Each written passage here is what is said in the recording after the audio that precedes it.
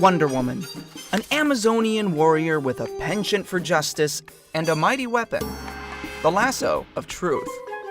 The stuff of comic book fantasy, or an idea based in reality? Let's uncover the truth.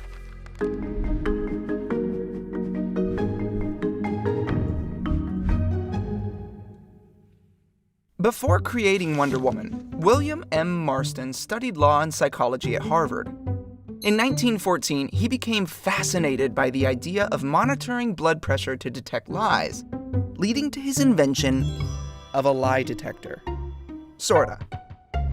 Marston's invention, the systolic blood pressure test, looked similar to a blood pressure cuff.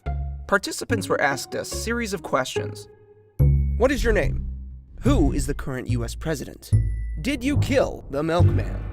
If the suspect's blood pressure spiked, it suggested a conspicuous reaction provoked by a lie. As war raged overseas, a fear of foreign agents spread rapidly, and Marston heralded his invention to the US government as a surefire way to root out spies. But its reliability quickly came into question. Some government advisors were unconvinced by Marston's research. One prominent reviewer believed the device was too susceptible to emotional responses that had nothing to do with lying, and he said so in a skeptical report. So was that the end of the lie detector? Nope. Enter August Vollmer. Vollmer hoped to reform the aggressive police interrogation tactics of the time with a more scientific way to catch criminals. He tapped John Larson, an officer with a PhD in physiology, To work on his own device. Just a heads up, we're about to reach the point in history where 3 different machines, all meant to catch lies, Are being discussed. so we'll try to keep it simple. In 1921, Larson unveiled the cardiopneumocyclogram. While Marston's invention solely measured blood pressure, Larson's new device, made of tubes, gauges, and a long strip of smoke paper, simultaneously recorded bodily changes in pulse, blood pressure, and respiration. And it followed through on Vollmer's goal. It was used in a case that resulted in a murder conviction that same year.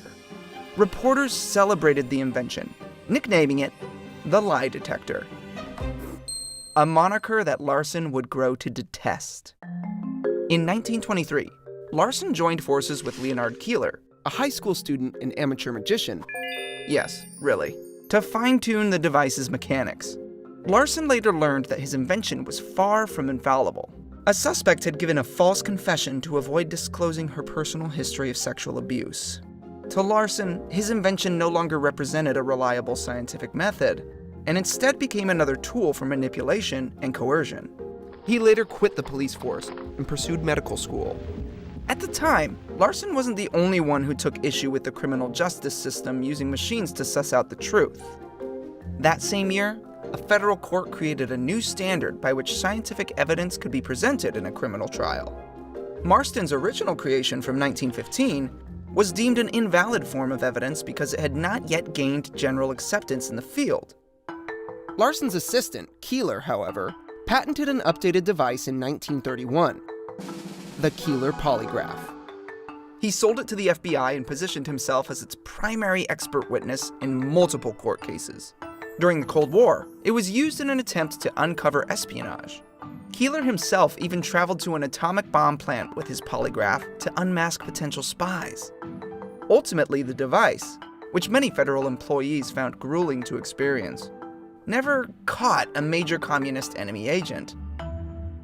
In fact, Aldrich Ames, a CIA case officer who worked as a Russian spy for almost a decade, successfully passed 2 polygraph tests prior to his eventual arrest in 1994.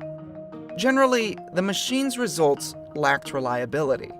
Regardless, throughout the next few decades, the federal government heavily relied on polygraphs for employee screenings and criminal investigations, conducting around 1 million exams annually between 1981 and 1988.